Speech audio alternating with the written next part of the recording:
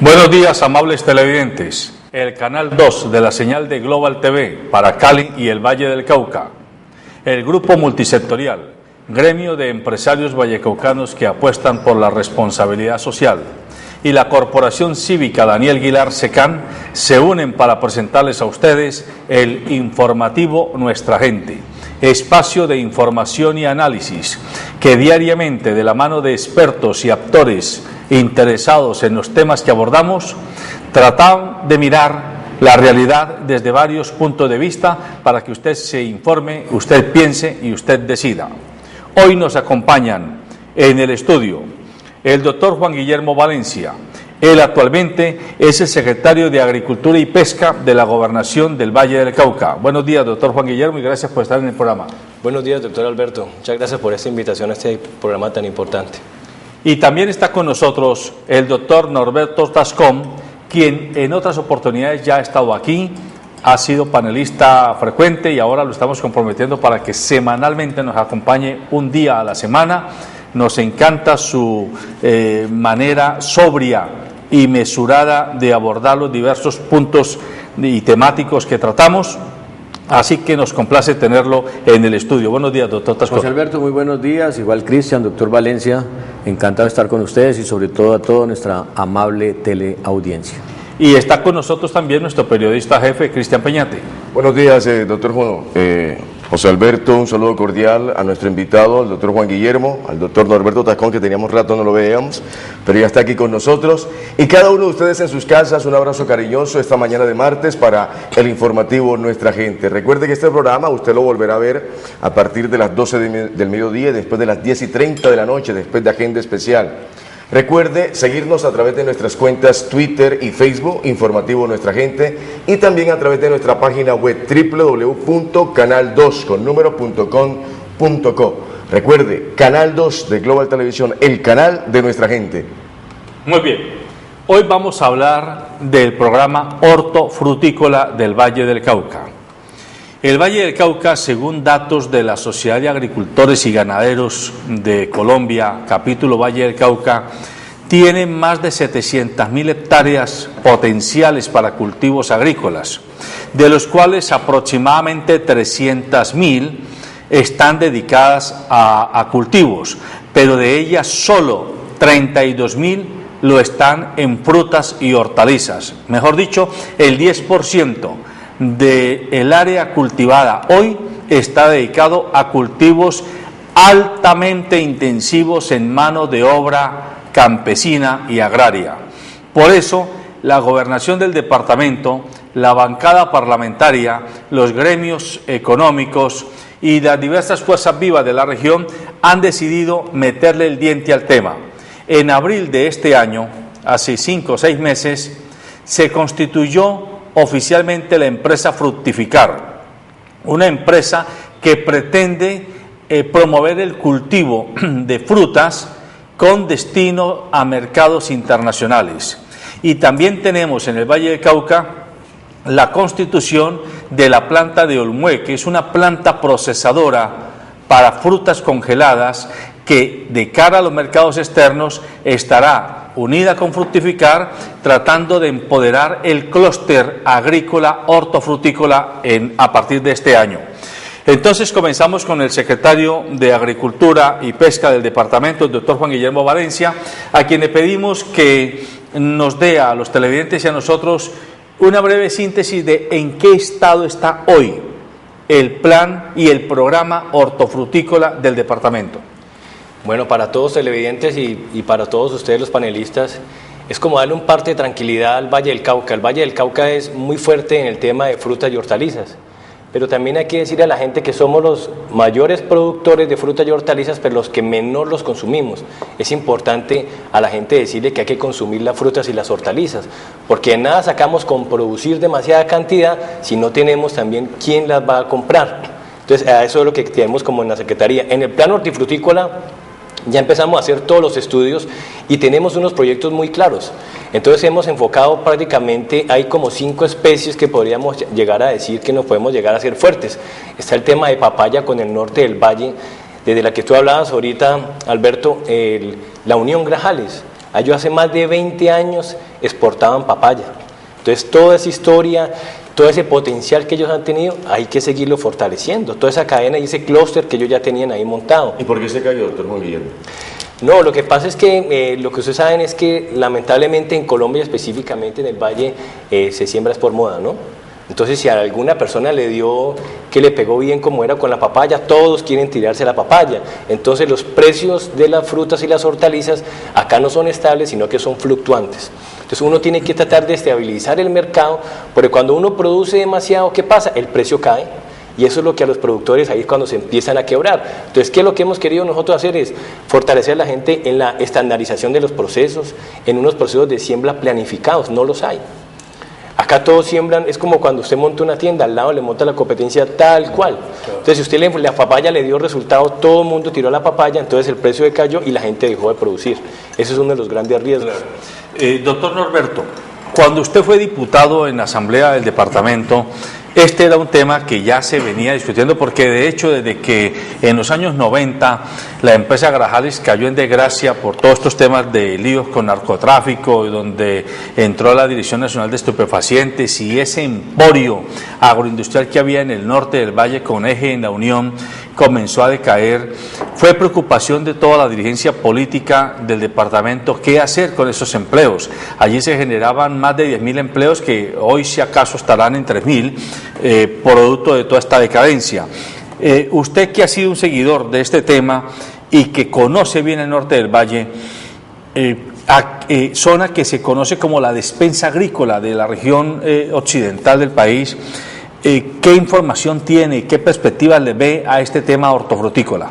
A ver, José Alberto, yo creo que el tema tenemos que enfocarlo también desde la óptica de cuándo el problema de la horticultura comenzó a hacer agua, por decirlo, como consecuencia paralelo de la incursión de no solamente el narcotráfico que se fue apoderando poco a poco de las tierras productivas del Valle del Cauca y de todo el país en sí, pero también paralela a esta fuerza se fue otra que era precisamente el tema de los productos como la caña de azúcar, que fueron poblando las grandes tierras productivas que tenía el país, porque el campesino, y en esto la Secretaría de Agricultura creo tiene una responsabilidad, cuando al campesino lo dejaron solo y el campesino se convirtió prácticamente o no tenía con qué cultivar la tierra o terminó cogiendo la más fácil.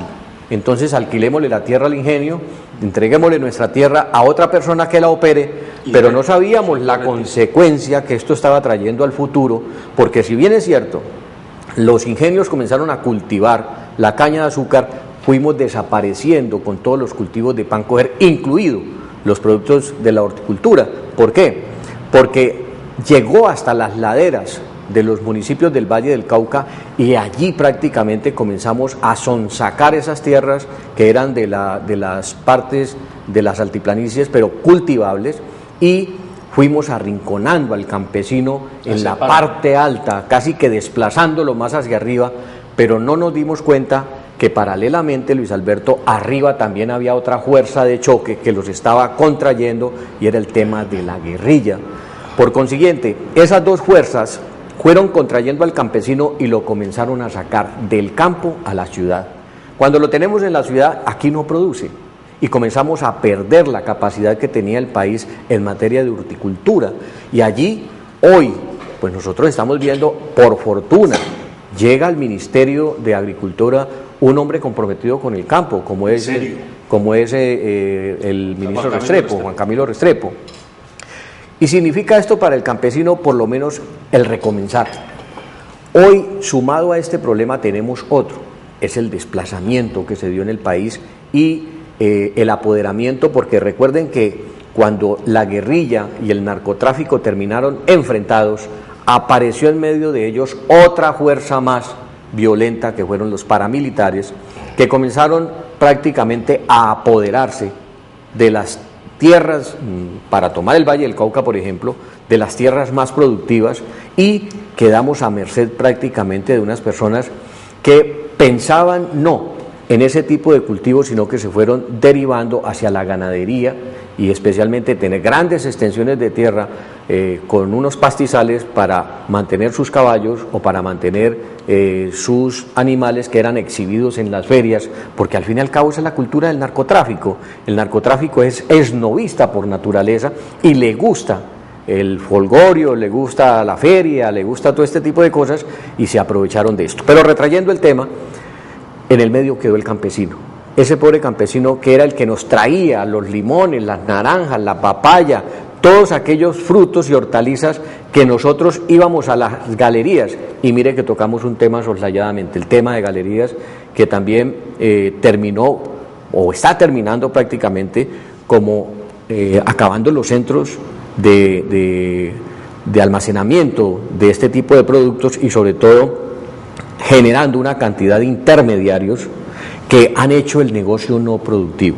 Por fortuna, comenzamos a ver que del exterior el problema de ellos sí era no cultivar, porque no tenían las tierras o porque no tenían la tecnología o por las estaciones en algunos casos.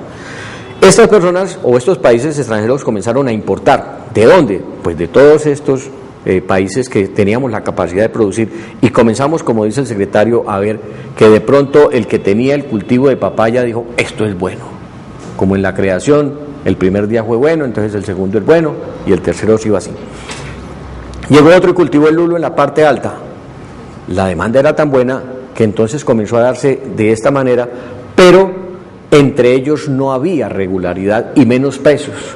Entonces el pobre campesino que no tenía cómo almacenar, que no tenía despensa, terminaba exactamente en el mismo remolino, ¿no? Produciendo, pero no comercializaba. Allí es importante la Secretaría de Agricultura y las entidades especialmente dedicadas al agro para tratar de preparar al campesino, no solamente para que sea un buen cultivador, sino para que termine en la cadena productiva siendo un buen comercializador de las hortalizas. Perdón, doctor José Alberto, hay algo que, de acuerdo a lo que ha dicho el doctor Norberto Tascón y para claridad de los televidentes, doctor Juan Guillermo, en ese orden de ideal, cuando se habla de las tierras que ya no son del campesino, se meten unos grupos subversivos, se meten unos grupos alzados en armas en esa situación.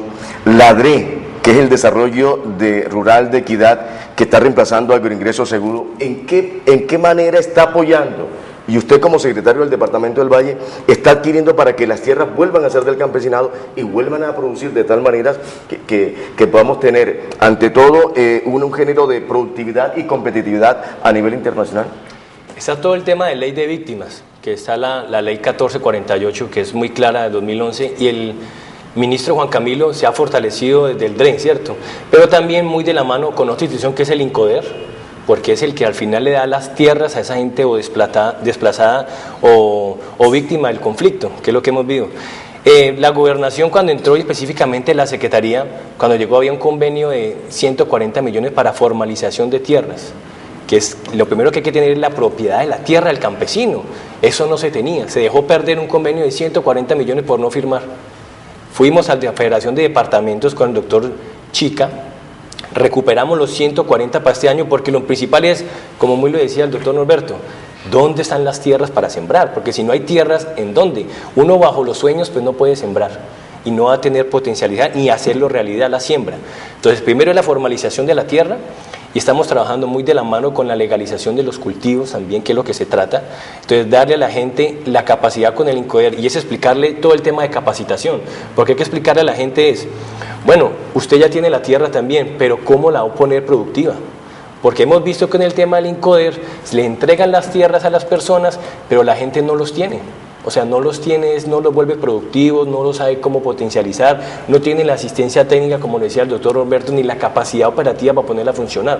Entonces los vamos a capacitar, y la gente que después se meta en una alianza productiva, en un proyecto productivo muy claro y muy definido, o sea, ¿con base a qué?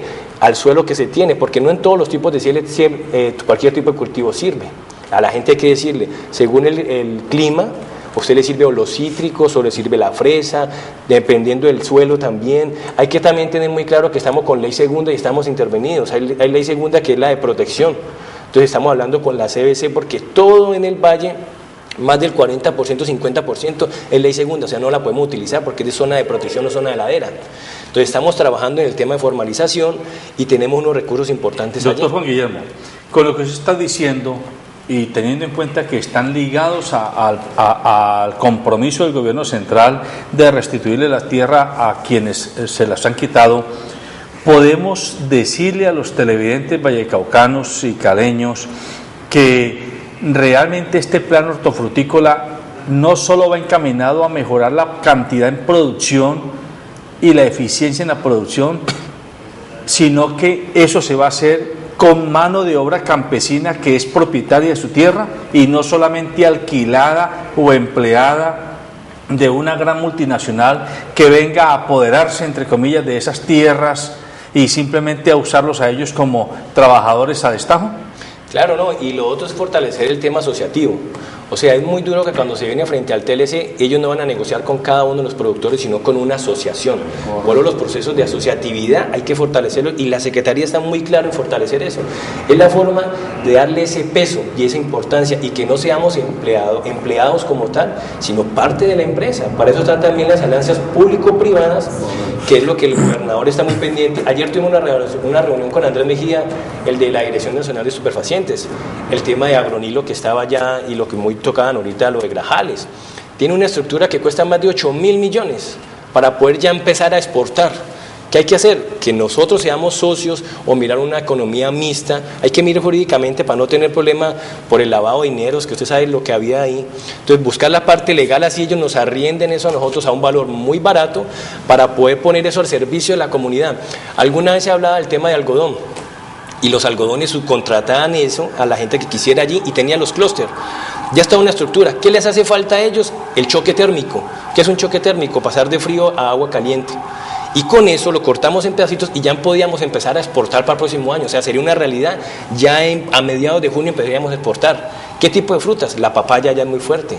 El melón. Entonces ya podríamos tener todo el tema de la piña y varias cosas allí. Yo tengo aquí datos de Fructificar que plantea que un cultivo de melón y papaya genera 2 empleos directos por hectárea. El de piña, 3. El de mango, 5. Y el de fresa entre 8 y 12 empleos directos. Y se calcula que por cada empleo directo se generan 2 indirectos. Es decir, con el plan de hortofrutícola podríamos estar hablando de 100.000 empleos directos en los próximos 4 o 5 años del departamento. Así es, ¿verdad? Es muy claro. Y ahí hay que mirar también es cuáles son los cultivos que sean temporales a temprano, rápido. Por ejemplo, la piña. La piña a los 6 meses ya da productividad. Las primeras tandas salen a los 6 meses y la inversión es muy poquita y se generan, como usted decía, de 8 a 12 empleos. Pero hay que mirar que, por ejemplo, la fresa, lo que hablábamos ahí, el clima es para un clima frío. Entonces estamos hablando es que aplicaría para Versalles, para el Águila, para el Dobio, donde el piso térmico dé. Y lo otro vamos a fortalecer en las semillas nativas que le queremos dar. Estamos trabajando muy el tema de ciencia, tecnología e innovación, para usar menos plaguicidas, porque para poder exportar exigen todo el tema de protocolos. El INVIMA y el ICA exigen eso.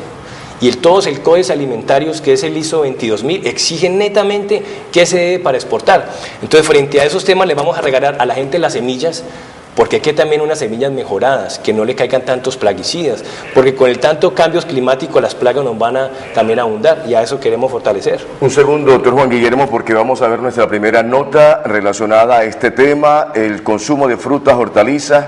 En la pasada semana se hizo el 8º Congreso Mundial de Consumo de Frutas y Hortalizas y vamos a ver esta nota precisamente para engrosar este tema que tenemos en el informativo de nuestra gente. Vamos a verla.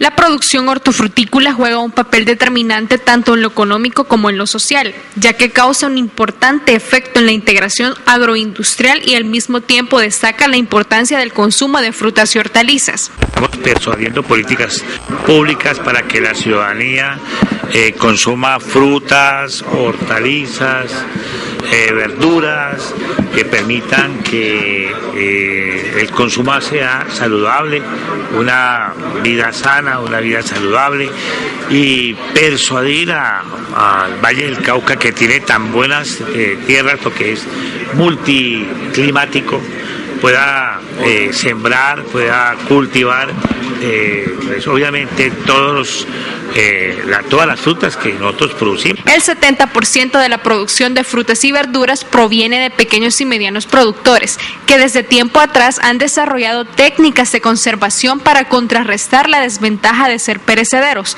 siendo este el principal motivo por el cual la producción hortifrutícola no ha sido tan explotada. El tema del cambio climático básicamente implica el cambiar los patrones de producción. Tenemos que tener una agricultura más resiliente, que básicamente implica utilizar mejor el agua, utilizar mejor ambientes protegidos, el crear nuevas formas de producción de tal manera de tener variedades de hortalizas, de frutas. Para garantizar el desarrollo productivo y comercial del sector hortifrutícola es indispensable promover y generar conciencia sobre su importancia.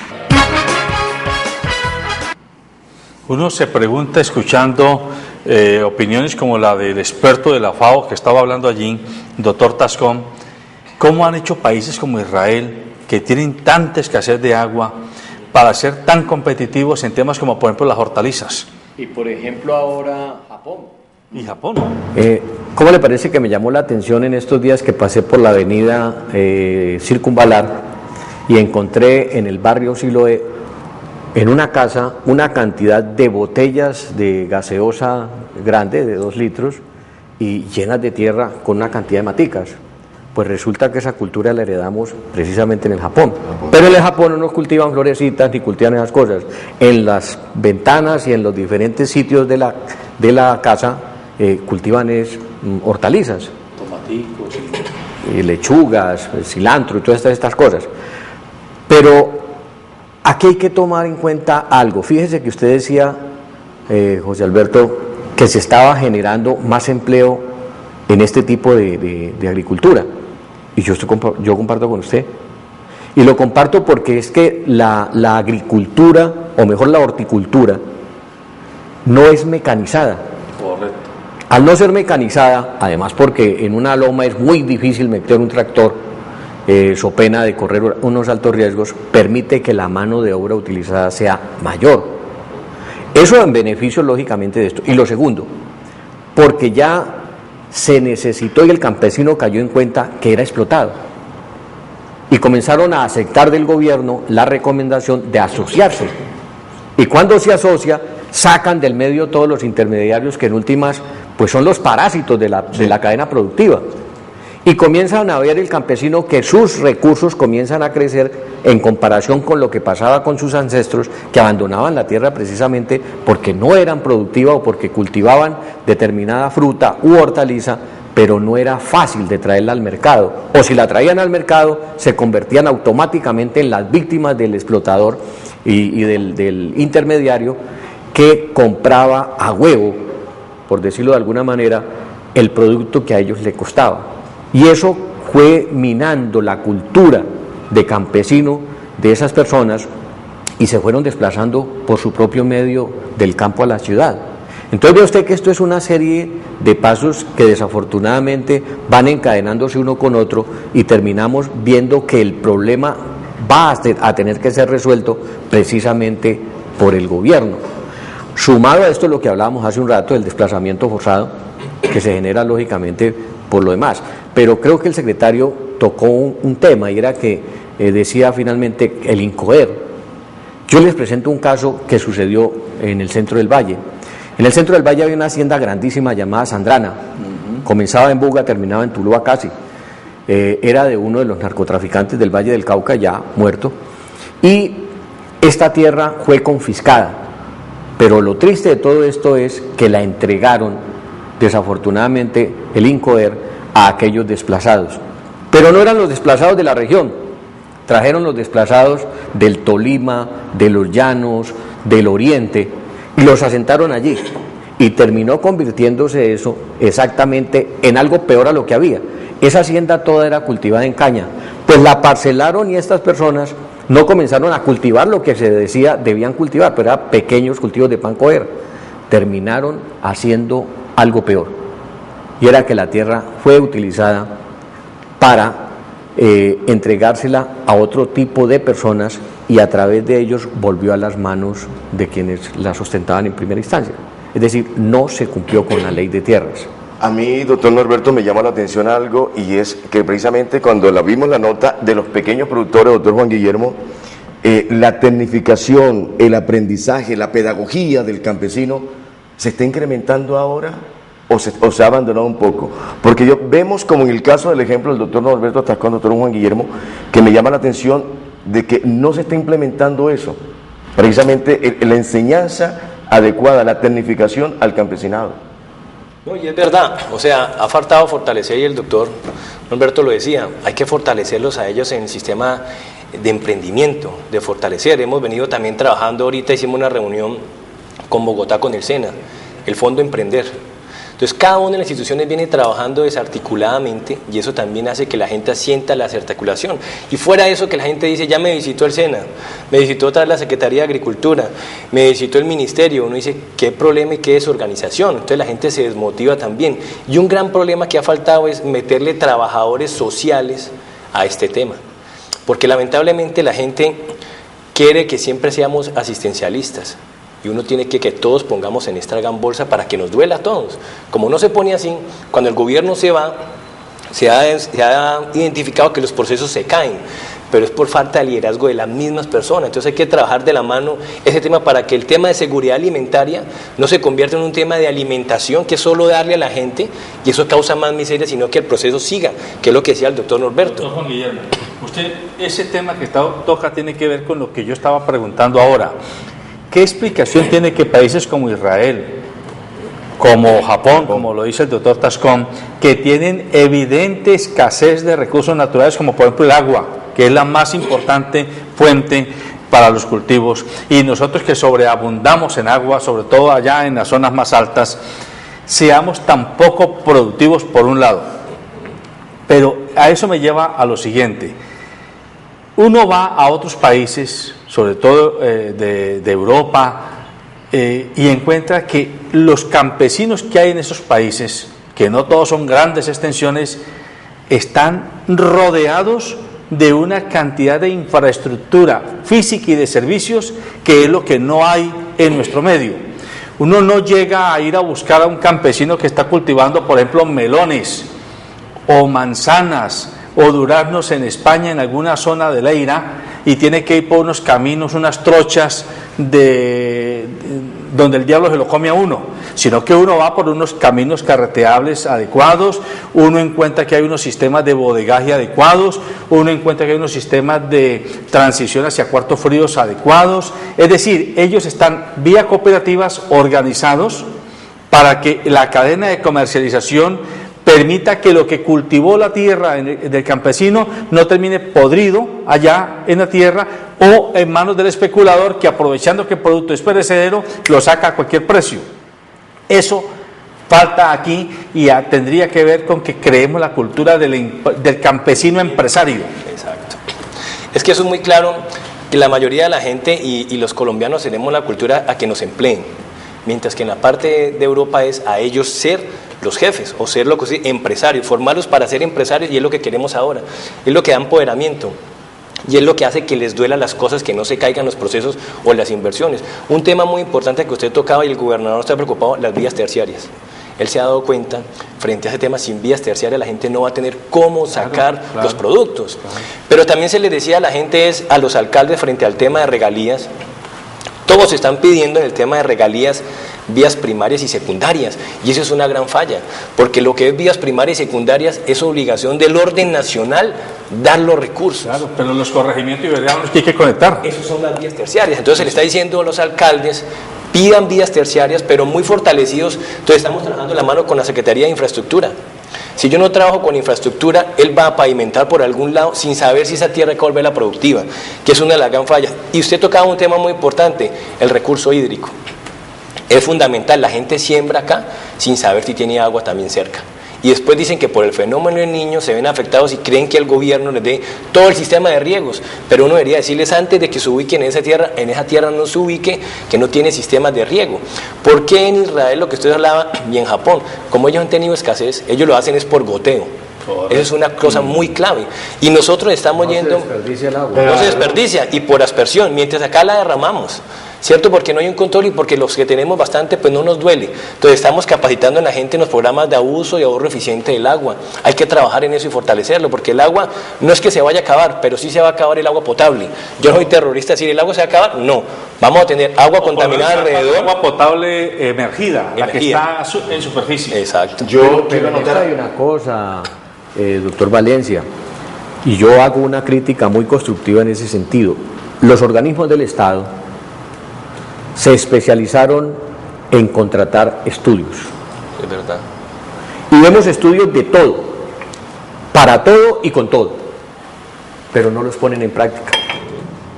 Mire, el campesino ya no necesita que le hagan más diagnósticos, ya él los conoce, además por su naturaleza. Exacto. Ya no necesita que le digan cuál es su hábitat, cuál es su entorno, cuáles son los pisos térmicos que tiene, etcétera, que es lo que conllevan este tipo de estudios. Ya necesita pasar del qué al cómo. Y en esto el Estado tiene que ser totalmente propositivo. Usted hablaba, doctor, si el campesino produce, Luis Alberto, por lo menos que tenga dónde almacenar, cuartos fríos, bodegas adecuadas, una serie de elementos que los está proporcionando. Sé que la Secretaría de Agricultura tiene dentro de una política que se llama seguridad alimentaria, o salud alimentaria, algo así, seguridad alimentaria creo que se llama, donde tratan al campesino de ya no llevarle más bobadas, y perdóneme, secretario, que hable en esos términos, pero en mi condición de diputado pude conocer, ya el campesino no necesita bobaditas, no necesita bananas, no necesita entretenedor, necesita que sea un autor dentro del proceso de la cadena productiva, y las secretarías de Agricultura, que son muy importantes, sobre todo ahora que tienen un buen ministro de Agricultura, hagan una alianza estratégica que permita con ese campesino realmente colocarlo en el sitio que él quiere y merece. ¿Para qué? Primero, para que no se venga a la ciudad. Y segundo, para que entendamos, porque fíjese que los citadinos ya entendemos el problema y estamos tratando de comprar la finquita, sí, pero la finca tiene que tener por lo menos una tierrita a los lados para sembrar frutales, para sembrar hortalizas, etcétera. El citadino, el campesino se está viniendo allá porque dice, esto no me sirve para nada, yo produzco los limones, las mandarinas, pero nadie me las compra. El citadino dice, ojo, que acá la cosa no es así, pero se vaya porque ya tiene el conocimiento y sabe por dónde orientar. Si logramos retroceder eso y volver el campesino que sabe de cultivar a esa tierra, créame que solucionamos muchos de los problemas, entre ellos la salida del campesino del campo. 2, el tema de violencia, porque automáticamente desaparece como consecuencia de que tiene en qué hacer, pero un campesino que no tiene nada que hacer, a la primera opción que le presente la guerrilla o los paramilitares se va por ahí. Tercero, tendremos una alta productividad. Cuarto, esa productividad no se pierde porque tendremos cuartos fríos y tenemos almacenamientos adecuados que permiten, por ejemplo, como está pasando ahora, que las frutas no se pierdan porque pueden ser procesadas y finalmente exportadas. Luego, vamos a hacer que un tema que pareciese anteriormente era tan insignificante, hoy juega un papel importante, especialmente cuando los tratados de libre comercio le están diciendo a los colombianos, ojo que ustedes son una potencia para nosotros, los asiáticos, para nosotros, inclusive los norteamericanos, porque fíjense que acá hay una condición diferente a la de muchos países. Yo diría que entre Perú y México, aunque México se sale del tema, somos ese sector que puede producir durante todo el año. Claro, y además tenemos Estados Unidos, Canadá, Inglaterra, Japón, pidiendo, pero a gritos. México mismo está pidiendo frutales nuestros. ¿Sí? Chile está pidiendo frutales nuestros. Perú. O sea, tenemos unas competencias naturales que lo que hay que ponerles competencias físicas, tecnológicas, organizativas y de dinero, de inversión, para poder que volvamos platica esa capacidad que tiene la tierra de ser cultivada. En el 8º Congreso Mundial que se hizo la semana pasada en el Hotel Inter, nos dimos la tarea de charlar con chilenos, costarricenses, peruanos, argentinos, y la verdad, ellos nos envían a nosotros el potencial de frutas que tenemos. Y dice, vea, aquí es para que ustedes exporten su fruta, ustedes tienen para exportar y tienen extensivo el terreno para hacerlo. Entonces, yo pregunto, ¿cómo está el tema de exportación de frutas y hortalizas por el lado del lado del Pacífico, doctor Juan Guillermo? Pero antes de que responda, permítame, en relación con lo que está apuntando Cristian, también compárenos qué se está haciendo desde la Secretaría de Agricultura y el Ministerio de Agricultura para que la competitividad que se gane en el cultivo y la entrega del producto no se pierda en los fletes, porque también sabemos que es más costoso mandar hortalizas desde Buenaventura a Estados Unidos que desde Israel a Estados Unidos. Claro, no, ahí es muy claro el tema de fortalecimiento institucional, como usted lo decía, ¿cierto? Los fletes son caros es por las vías, ¿cierto? Y porque no tenemos, ejemplo, una zona franca como debería ser Cartago, muy clara para empezar también a exportar. Si nosotros no fortalecemos los puertos, pues yo le digo que no nos hagamos ideas que vamos a exportar, porque ¿cómo si no tenemos? Entonces, el gobernador va a fortalecer el tema del aeropuerto en Cartago y el tema de la sanidad portuaria en Buenaventura. Ese muelle se está cayendo. Y eso también hay que tener muy claro, hay que fortalecerlo, porque lo que primero nos van a decir es, si no se fortalecen eso, la cadena de frías se puede romper. Claro. Y usted le van a decir internacionalmente, no tiene cómo exportar. ¿Por qué somos fuertes nosotros para exportar? En la parte de Europa ellos tienen son las estaciones, entonces ellos nos decían muy bien, son 4 estaciones y tienen casi que claro de tal mes a tal mes en los 4, en el otoño, el verano, en primavera, las frutas que les dan. Nosotros tenemos invierno y verano y es rotante, entonces uno con eso es lo que tiene que jugar. Nosotros en ese marco del Congreso hicimos una alianza muy importante con Argentina, transferencia de tecnología, ellos quieren aprender frente al tema de nosotros y fortalecimos el tema de Cabaza. Es muy claro y también yo le veo muy preocupante que el Valle solo tenga una central de abasto. Eso es muy preocupante porque la gente de otros municipios lejanos tiene que llegar hasta Cabaza a llevar los productos y prácticamente después se devuelven.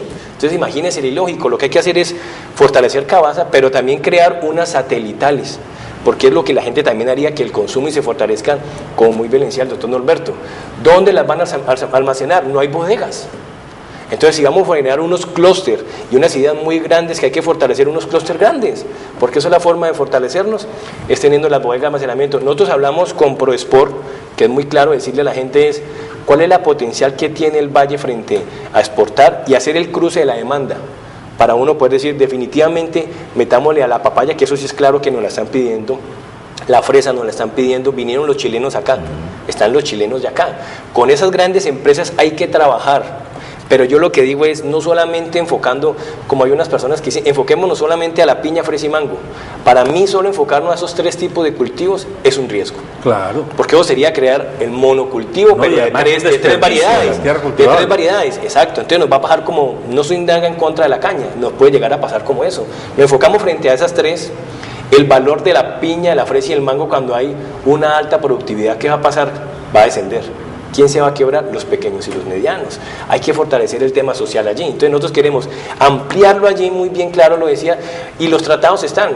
Perú también nos está pidiendo el tema hasta de cítricos, pero uno puede decir muy claro es que frente al tema de cítricos, Estados Unidos, California es muy fuerte. Entonces yo no me voy a poner a competir en eso, pero sí voy a hacer una competencia interna desde la parte del departamento y la parte de la nación. O sea, yo necesariamente con el tema del TLC, hace rato viene el TLC. O sea, es que no es un cuento nuevo. ¿Hace cuánto exportamos nosotros flores, Colombia? Hace mucho exportamos flores. La pitaya, ¿hace cuánto venimos exportando pitaya? ¿Qué pasa con el TLC? Solo el tema del arancel. Entonces los aranceles van a disminuir. Ahí es donde se va a fortalecer. La Secretaría ya muy trabajando con Bancoldes y el Ministerio de Comercio. Ellos nos fortalecen el tema de la agroindustria, que es lo que nos puede hacer fuerte y lo que hace falta en el Valle. No hay agroindustria. Siempre es lo primario. Vendamos en fresco, pero si nosotros le hicimos, por ejemplo, en el tema de lácteos y hacemos un sistema de reconversión, que yo le decía frente a crear yogur, o sea, nosotros seríamos las mismas personas, y ellos nos dan el 70%, conseguimos recursos de los proyectos que presentemos. Hay una buena alianza ahí. Oye, doctor, rápidamente, porque vamos con la nota, 5.000 millones de pesos es el presupuesto que tiene la Secretaría de Agricultura del Valle por año. No, la Secretaría del Valle, nosotros tenemos, jalonamos los recursos de la estampilla de seguridad alimentaria, usted muy sabe, doctor Norberto, y es son 1.500 a 1.700 millones anuales. Eso es lo que tenemos de recursos propios. El gobernador nos da entre 500 y 700, pero lo que siguieron los 5.000 que tú hablas, Cristian, es de lo que jalonamos ahorita con el tema de la bancada parlamentaria. Son 5.000 adicional a los recursos que tenemos, y para eso ya tenemos unos estudios claros a qué le vamos a focalizar. ¿Cuál ha sido el gran problema del Valle? Que ha atomizado los recursos, lo reparte a todo. Uno también tiene que ser muy claro frente a la gente y decir, hacia eso, con todas las instituciones, una gran bolsa. Hablamos con los alcaldes, con las sumatas, con el ministerio, con el SENA, con el INVIMA, con el ICA, todos estamos unidos a esto. Y aquí también hay que vincular el tema a la CBC, ¿no? Muy claro usted lo decía, doctor. Si no vinculamos el tema a la CBC... Antes de seguir en esta interesante discusión, veamos a nuestros reporteros una segunda nota que nos prepararon. Según estudios realizados, el consumo de frutas y hortalizas cada vez es menos en la población. Estos han sido sustituidos por la cantidad de productos industrializados muy lejanos a lo saludable que ofrece el actual mercado. Nosotros necesitamos que los colombianos dupliquen el consumo que tienen actual. Se está consumiendo 190 gramos de frutas y hortalizas al día por colombiano y necesitamos que sea mínimo de 400 gramos al día. Para eso estamos yendo a las escuelas del país, estamos trabajando con las universidades, estamos con los comedores comunitarios, con el Instituto Colombiano de Bienestar Familiar. Queremos que la cultura de los colombianos sea aumentar el consumo de frutas y hortalizas. En Colombia, 196,000 personas mueren al año por enfermedades crónicas como las cardiovasculares, diabetes e hipertensión, todas ligadas a los malos hábitos de alimentación. A ver, Colombia es un país privilegiado en el mundo realmente frente a la variedad de frutas y hortalizas, es decir, todo lo que se produce en el huerto. No obstante eso, Colombia es un país que tiene un consumo en promedio muy bajo de frutas y hortalizas. Con el apoyo de la FAO, con el apoyo de la Corporación Colombia Internacional, buscando una alianza estratégica entre distintos sectores para fomentar el consumo de frutas y hortalizas. Ante la situación actual, sería conveniente que se reevaluaran y crearan normativas que controlen eficazmente los productos que las grandes cadenas ofrecen a los consumidores. En la nota veíamos que Adriana Senior estaba tocando un tema que es quizás uno de los rasgos competitivos en los que hay que fijarse, y es la necesidad creciente en la población mundial del consumo saludable. Cada vez, sobre todo en los países con más poder adquisitivo y más desarrollados, las comunidades tienen conciencia de que hay que comer menos alimento industrializado y más alimento natural. Y no solo natural, sino alimento cultivado en condiciones sanas, con menos insecticidas, con menos fungicidas, con menos fertilizantes artificiales y con más procesos encadenados a los ciclos naturales de la vida. Allí entonces la Secretaría de Agricultura y los gremios, los interesados en este comercio tendrían que mirar que hay una beta de negocios importante. Doctor Tascón, yo vuelvo a preguntarle a usted, desde su examen que ha hecho como agente político en la Asamblea Departamental y después como analista de la realidad vallecaucana, ¿por qué razón es tan difícil o ha sido tan difícil que el empresariado agroindustrial del Valle del Cauca entienda que hay experiencias comprobadísimas en España, en Italia, en Holanda, en Francia, para citar solo algunos países europeos, donde hay grandes cooperativas de base unidas a federaciones cooperativas intermedias que le garantizan al campesino que cultive, que tiene asegurada la compra de su producto y el retorno de su inversión para que siga permaneciendo en el campo, pero no en ostracismo, sino vinculado a la cadena de desarrollo de la región.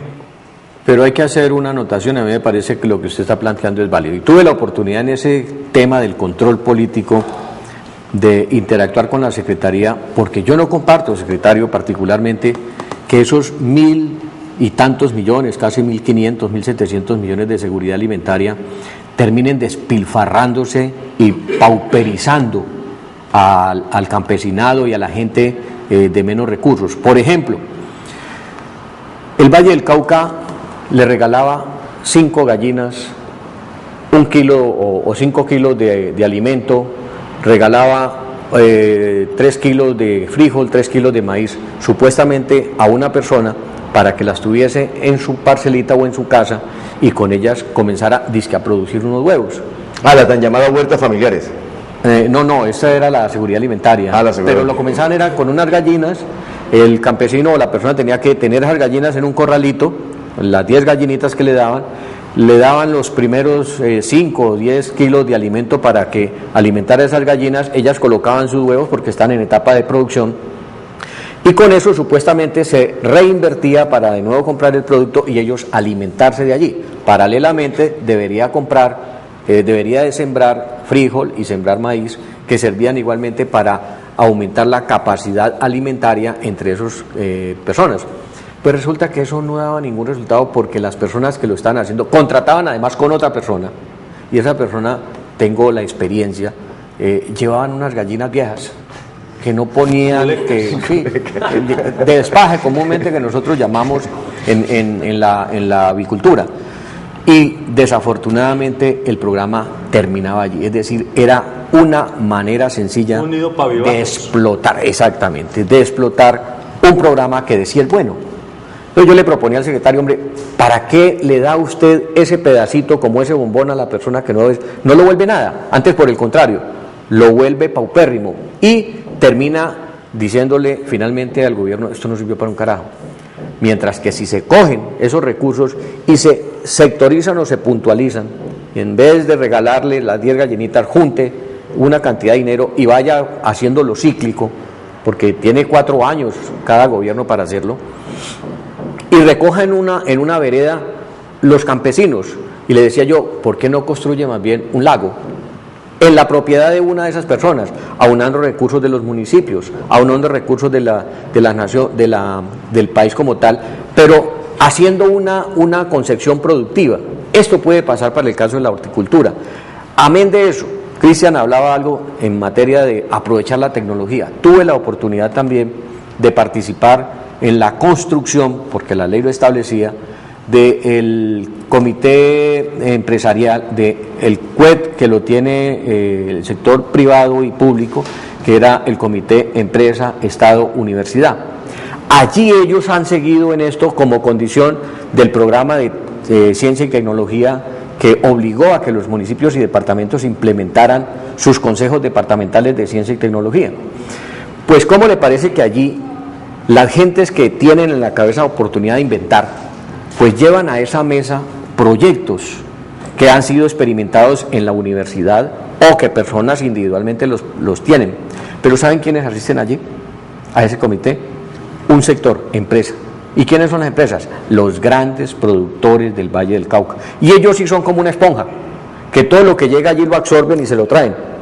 Resulta que esos se benefician de toda esa cantidad de dinero que invierte el Estado exactamente en innovación y tecnología, cuando allí se debería de sectorizar. Y en esto, secretario, de pronto ustedes tienen que jugarse un papel en esa decisión, y es que hay que exigirle al CUET, a ese comité, que comience a implementar tecnología e implementar investigación precisamente para tener facilidades en los cultivos, facilidades en la producción, facilidades en el mercadeo, facilidades en almacenamiento y demás, que el campesino se beneficie de ella, porque esos proyectos tienen financiación propia.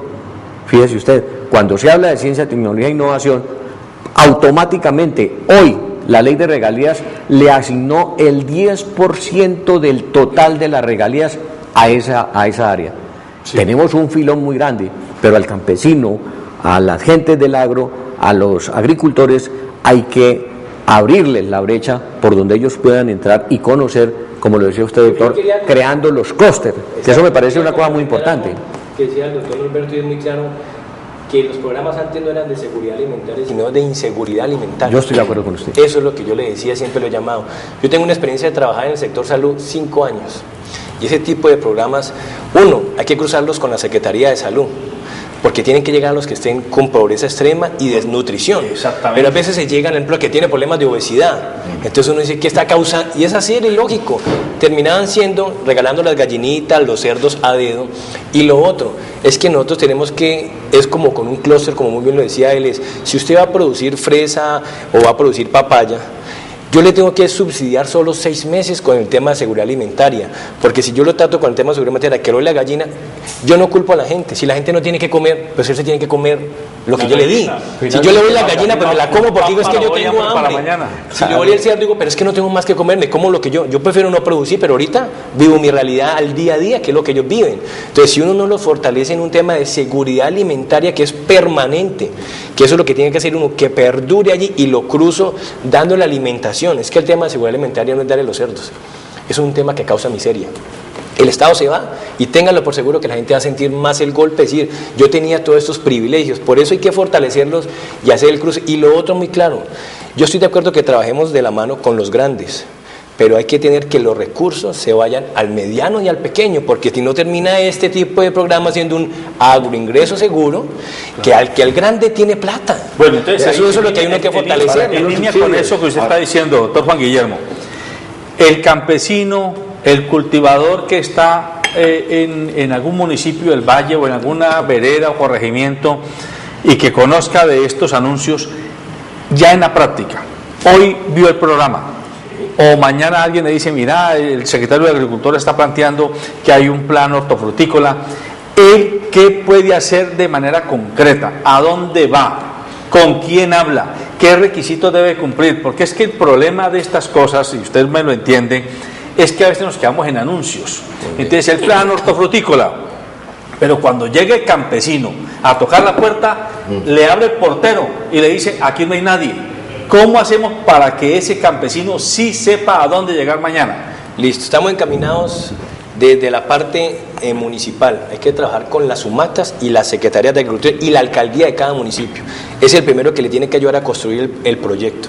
Somos muy claros, sin proyectos nosotros no podemos jalonar la plata, porque ha venido gente a decir necesito 30 millones y yo le he devuelto a decir, yo plata no doy, yo apoyo proyectos. Correcto. Eso es lo primero que hay que decir la gente. ¿Cómo así? Pero entonces ahí da su problema.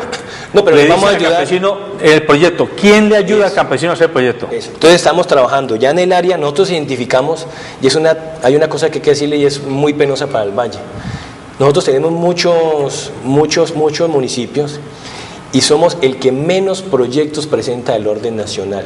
Nosotros estamos en una gran bolsa, y usted sabe, doctor Roberto, que estuvo de diputado, entre la región Pacífico, que es Cauca, Valle, Chocó y Nariño. Y el que menos funcionarios tiene y el que más presenta proyectos la gente no sabe es Chocó. Caramba. Es el que se lleva toda la bolsa. Entonces nosotros ya hablamos, el gobernador nos dijo, yo necesito un área de planeación, no de planeación como el doctor Cristian Garcés que está allá, no, de planeación de mi secretaría. Alguien que no le rechace los proyectos a la gente hay que ayudarle a que salgan viables. Entonces nosotros con las sumatas, con las secretarías, con las alcaldías y específicamente apoderados de la secretaría ya formamos un área de planeación, trajimos varios expertos allí en cómo se construyen los proyectos. Ellos no saben qué es un marco lógico. Ellos dicen que es marco lógico, ellos no entienden qué es una MGA, qué es un árbol de problemas, qué es una parte financiera. Entonces a veces los funcionarios, a veces lo que hacemos los del orden público es, no, este proyecto no pasó, vuélvalo a cambiar. Entonces se pierde la plata. A mí lo que me interesa es... Y entonces en consecuencia queda la plata concentrada solo en las grandes empresas y en los grandes inversionistas, que eso sí tienen como pagar un técnico. Claro, ellos sí pagan la asesoría, doctor Cristian. Usted sabe que ellos sí pagan asesoría y calificada. Claro. Nosotros estamos poniendo a las mejores gentes y el ministerio nos dijo con oportunidades rurales, le dije yo, doctor, hay una gran bolsa. Nos dijo, les voy a dar...